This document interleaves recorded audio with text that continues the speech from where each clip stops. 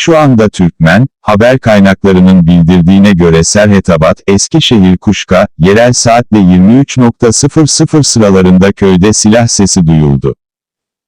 Sesler, Türkmenistan sınırındaki bir Afgan köyü olan Turbundi'den geldi.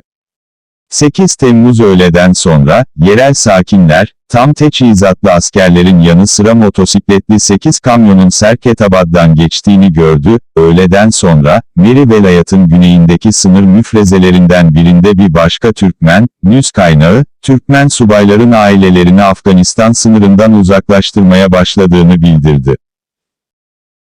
8 Temmuz'da bir kaynak, eşleri ve çocukları eve, akrabalarına göndermek artık tehlikeli, dedi. Bu arada Meri'deki kaynaklar, Ankara'dan bir Ukrayna Silahlı Kuvvetleri uçağının 7 Temmuz'da oraya indiğini bildiriyor. Gemide kim veya ne olduğu bilinmiyor. Türkmen, News Yayın Kurulu, uçağı Flight Radar servisinde kaydetti, ancak daha sonra gözden kayboldu. Birkaç gün önce, o tanındı Afganistan ve Türkmenistan sınırında Akina sınır kapısının kapatılması hakkında. Çevredeki alan Taliban tarafından ele geçirildiği için kontrol noktası çalışmayı durdurdu. Kontrol noktasının kapatılması nedeniyle Türkmenistan'dan ürün ihracatı durdu ve yerel halk açlık yaşamaya başladı. Afganistan'daki durum, Amerika Birleşik Devletleri ve müttefiklerinin ülkeden asker çekmeye başlamasından sonra daha karmaşık hale geldi.